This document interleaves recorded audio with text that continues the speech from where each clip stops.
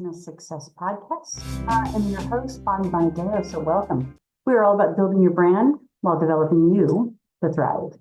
And your brand really needs an opportunity to survive. And I find that most of my clients that I talk to in regards to communications and brand building, they don't have a defined brand. Now, it's not necessarily what we're going to talk about today, but we are going to talk about trim the talk, simple ways to lead. I've been doing a lot of courses, classes, and events on communications in and outside of the industry. And it doesn't matter what industry we're in. We all have some fear around communicating effectively, or we haven't been trained formally in how to be able to communicate effectively. Now, I say that formally because the truth is most of us know how to communicate, but some of us are just struggling a little bit to be able to refine that communication. And that's what we're going to be talking about today. So again, welcome aboard. I'm your host, Bonnie Bonadeo. I call myself a speaker, coach, author, podcaster, and I focus in on leadership communications, speaking, and branding, all areas of opportunities to be able to help you be more effective in your business and to be more profitable in your business. We talk about the SOS framework for success, and it's what I call the 5 anchors. So sales, operations, mindset, marketing, and education. And, today touches on a little bit of it because we're talking about communications, and communications is obviously sales, obviously operations, leadership, mindset, having some self-awareness, being able to market. Is your communication style in place for you to be able to market more effectively? And then, of course, education. And I'm hoping to be able to educate you a little bit today so that we can grow our businesses and have a really powerful year this year. And I know things are crazy right now with a lot going on, and there is some hesitation and some concerns. And that kind of takes us back to this philosophy that we're still in a grieving cycle from 2020, from the pandemic. And that grieving cycle that we're kind of stuck in is frustration and depression. And you see that a lot with some uncertainty with people, mental health issues, people fearing being able to take risks and or start something new. I don't want to do it. It's not the right time. So we're hesitant to be able to move through this. But that is how we're going to get through what we need to get through, is by taking risks, by being more audacious in our approach. And how we're going to do that is to be able to have more effective communications. Now, I call this Trim the Talk, a simple way to lead. The subject line then becomes how Occam's razor can sharpen your leadership and client conversation skills. And I don't know, for those of you that have not heard of Occam's razor, I'll go through that and define that a little bit. But when we talk about trimming the talk, one of the things from a sailing perspective, which, Jeff and I have been out sailing quite a bit with our boat now that we've had for the first year. We just actually took it over to St. Martin from St. Thomas. It's a long, long trip. Unfortunately, we didn't ever get the sails up because we were going against the wind, and the winds were pretty fierce. So that was not an option for us. But once we did get to St. Martin, we had the opportunity to get the sails up and enjoy the experience of sailing our boat. And when they talk about trimming the sails, what they're talking about is kind of just like tightening them up so they're catching more wind, because sailing is a push-pull effect. A lot of people think that the wind pushes the boat forward, but the truth is when the wind catches into the sail, it pulls it forward. But there is a combination of pushing and pulling. So anytime you see the sail getting a little loose, a little uncertain, you want to trim the sail and make it more taut. It's the same thing with our communications. What we're doing is we're kind of like trimming out the words we don't need to be using, trimming out the stories, the bullshit, the things that trigger behavior in others. We want to keep the communication lines really clean and with maximum clarity. Because I can tell you that here's where we're still scared. We're scared of going into meetings. We get hijacked from certain situations and circumstances that we're not quite sure how to deal with them. And so we buy ourselves time, or we avoid going into them at all. And a lot of times then we avoid the difficult conversations when it can be just a simple, clean conversation to be able to get through it. So let's talk a little bit about what Occam's razor really is. So it's just this theory that was introduced long time. And they say that it's the simplest solution is often the correct one. And the razor part of it is what they're saying is that you want to cut out excess things that can complicate getting to the solution faster. So when we spiral down the rabbit hole, when we overthink things, when we wait too long to deal with things, we can dream up numerous scenarios of how things are going to go instead of just really cleanly and with clarity dealing with the moment. So Occam's razor is designed to be able to help you lead better in your conversations by keeping it simple, intentional, empathic, and powerful, and avoiding overcomplicating your communications that can create confusion over clarity. So if we understand this philosophy here, the simplest solution is often the correct one, then a lot of times what we're dealing with as leaders is just saying, what is the solution to this? And then if you can kind of like do that process of elimination and you can narrow down what that simple solution is, you're typically right. And you don't need to overthink it. You just need to then decide what's going to be my go-to action to be able to get through it.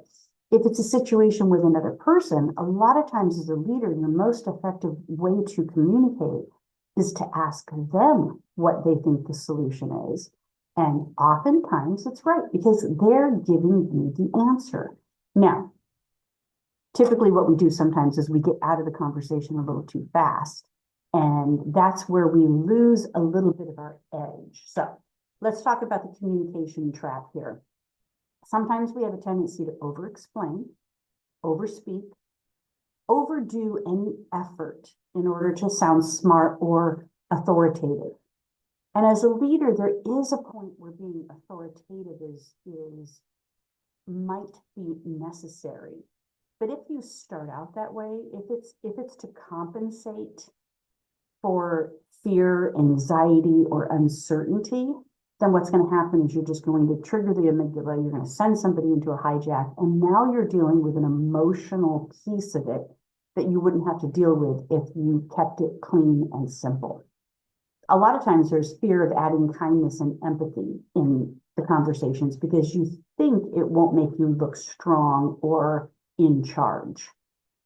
And that's really what's more necessary today is to be able to add that kindness and empathy into the conversations, but using it in a way that is supporting getting to a solution, okay?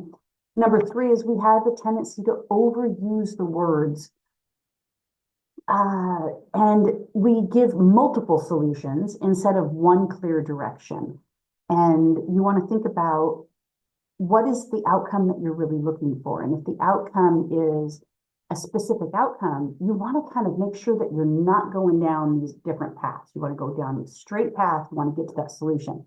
If there are multiple issues that you're dealing with in regards to a person, one issue at a time, get to the solution, get to the plan of action, and then maybe there's a reason to bring up the second one at that time or wait another time. But don't throw like a whole bunch of crap at people that there isn't one solution that's going to answer all of those problems because it can be overwhelming for people. And certainly, again, it's going to trigger them. Number 3, when we overuse, number 4, when we are over texting or emailing too much, and it often leads to less action or clarity. I see this all the time, and I'm speaking to all those people that write on these salon forums. They, show the text messages of what the client and them are writing.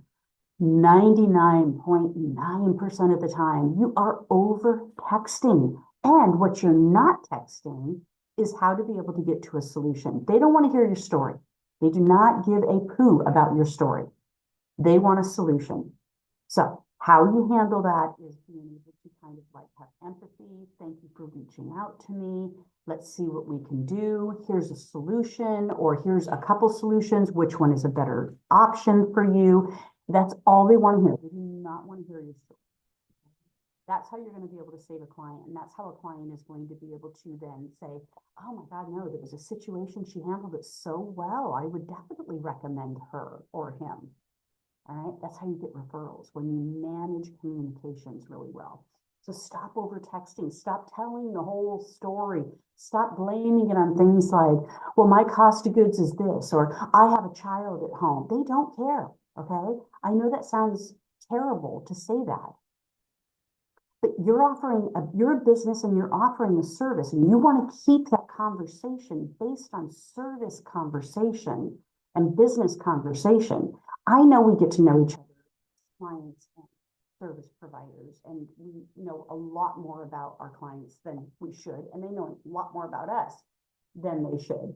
But that's just part of the dynamics of our industry. That's what makes our industry super cool and super special, right? So we have to be able to think about the process of, are you aware that you're saying too much?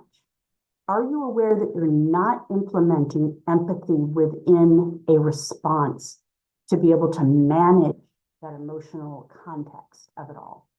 Are you emotionally reactive and have a high level of response and lack of regulation when you're communicating? A lot of times we can expect it from the other person, depending on how we're approaching things. But if you handle it right, there shouldn't be any of that even from them at that point. Okay. And this is what I call leading with heart and edge. All right. So you got to be able to lead with compassion going in, but have that edge of accountability to be able to support you on the back end. So let's talk about 3 simple ways to simplify communications. And remember, the simplest solution is often the correct one. So first, as a leader, always ask more questions for clarity before communicating, and know going into it, what is the one thing you're really aiming to accomplish? What is the end game you're going for? And how can they help you get to that end game without you always being the one providing the solutions or basing it around policy? Number 2, say less, mean more. Use fewer words, but make them very intentional. Okay. So when I'm referencing things like, let's say you have a stylist or a provider that's always late, I'm not going into a bunch of story, and I'm not saying, you've been late a lot lately and stuff like that. What I'm doing is I'm coaching them on the behavior I want. And I'm like, well, tell me what you can do to be on time. And then I shut up. I'm not saying anymore. I'm not adding any more story. I'm not saying anything, because what I need from them is a solution. The simplest solution is often the correct one. So what they're going to do is they're going to like maybe spout off all the circumstances and situation that's in front of them. Well, there's traffic. My son's going to a different school. The road construction is preventing me. And so then you're just going to repeat the same thing again, less words as a leader. So then you're just going to say, okay, I understand all of that. I'm acknowledging them. I'm letting them know that I'm hearing them, but just tell me what you can do to be on time. And then eventually they have to get to a solution. So then they're going to say something like, I need to leave early. And that's typically when we go, okay, are you willing to do that? And they'll be like, yes, of course. And then we end the conversation because we think that's a solution enough. But the truth is it's not. You need to stay in the conversation just a little bit longer, because now we need to define, how much earlier do you need to leave? Okay. We need to define what's going to prevent you from leaving at that time. Okay, so we're trying to get it down to like very specific, the smallest, simplest solution that there is. So if they are supposed to be at work at 10 o'clock and they're showing up late and they say, well, I need to leave earlier, and then you're asking, well, how much earlier do you need to leave? And you're like, well, maybe 30 minutes. And so then you're saying, so if you left by 9:30, you could be here by 10. And they're like, well, I probably need to leave by maybe 9:15 so I can be a little early and get set up. And you're like, okay, so what would stop you from being able to leave at 9:15? And then it's a whole nother conversation.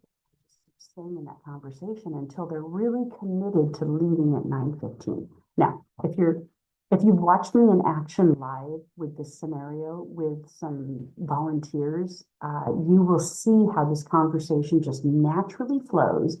And I, as a leader, am saying very little. And I'm allowing them to speak. I'm allowing them to have a voice. I'm bringing empathy to the conversation, all with the hopes of being able to get to the solving the problem and having the solution present itself. And typically, they're presenting the solution to me. I'm just helping them to refine that solution. And then, of course, number 3, manage emotion where it doesn't belong. You can't be emotional in it. You can't be like, well, you're late, and I always have to deal with your clients when they're late, and then I have to tell them, oh, you're running behind, type of thing. I shouldn't have to do that. Like, you got to leave your emotion out of it where it doesn't belong. You want, again, be clear, not cloudy. And emotion is a very powerful thing, but you can use it positively and negatively. So empathy in a conversation, if the example was that they had some road construction that was preventing them from showing up on time, then you could add empathy and you could say, yes, I understand that. I've got road construction coming to work at my house too. So I know that I've got to leave a little bit earlier to plan for that. So I'm aware that these are true scenarios. These are live everyday situations that happen. I'm just helping them to be able to overcome it and not have it be a continuous problem. Okay. All right. Now, if you want to watch this live and in action, you guys, you have to come to the Beauty Leadership Lab. I'm doing it with Nikki and Brigette Sobus. So 3 of us coaches in the industry, we've decided to collaborate together. Listen, they are amazing girls by themselves, but putting all of us together, I am like thrilled, beyond thrilled to be able to work with them and to be able to really get down to the bones of how you can be a better leader. And I want you to really ask yourself the question, are you a great leader or are you just a good leader? Because I want to get out of like, you're afraid to lead, you think you're a good leader, to really trusting and confidently being a great leader. Okay, so let's talk about a couple other scenarios here. Client versus team communication. All right, so with a client communication, you want to keep it service focused, simple and service language, okay? So if they're like, I just need a trim, and trim is not on your menu, then you're still saying, perfect, we can just do a haircut, just removing a little bit. We'll definitely trim up the ends, keep your length. You're using your language in this, but you're also doing it to make an emotional connection with them. So you're combining your expert language, okay, our industry language, with what they're saying and kind of pairing those two together, but making sure that you have that emotional connection. With a team situation, what you're doing is you're creating a direct expectation with, I can see I spelled a couple words here wrong. Direct expectation with emotional safety, because what they want to feel is safe. If they feel unsafe, then they're not going to stay. Okay, resistance will then form, resentment forms, and revenge forms. And then what happens is that if they don't feel safe, they eventually leave you. You want to do everything you can to coach them within your culture, coach them into your values, coach them into your culture. And if they're not compliant, then of course coach them. Right? The direct expectation with emotional safety and empathy, again, the heart and edge conversation. So a little bit of compassion and empathy with a direct level of accountability. So I want you to think about next time you're tempted to say more in a conversation or do more or explain more, I want you to pause. I want you to pause and I want you to think about the simplest way that you can say it in the most positive way that you can say it that encourages and engages people to want to play with you, okay, and participate with you in that conversation instead of having them not want to be in that conversation with you. So if we always start out with policy,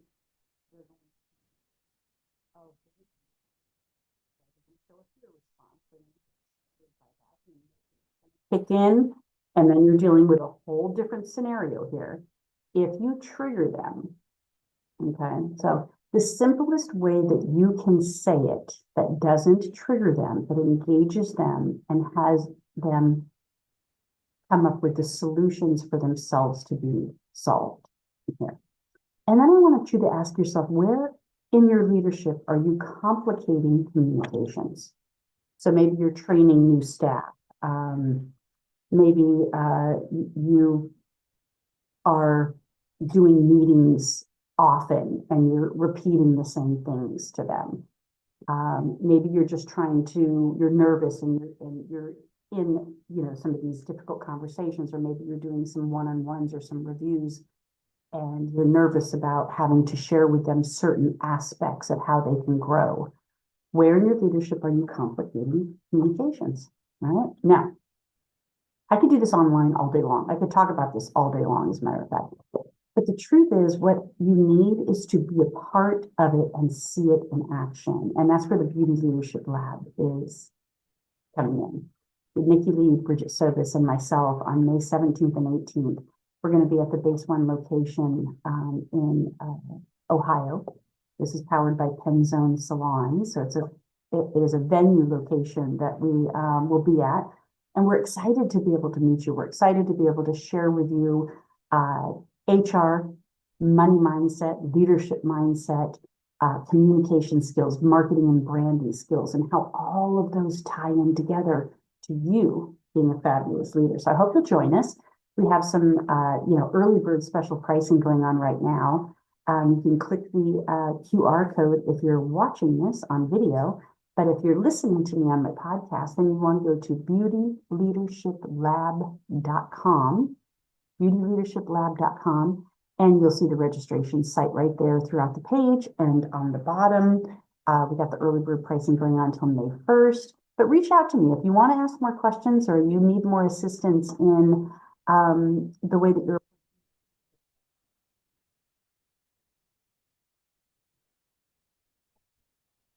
for you that I can help you with. So thanks for joining me today. All right, remember, Occam Fraser, don't overcomplicate things. That the simplest solution is usually the right one.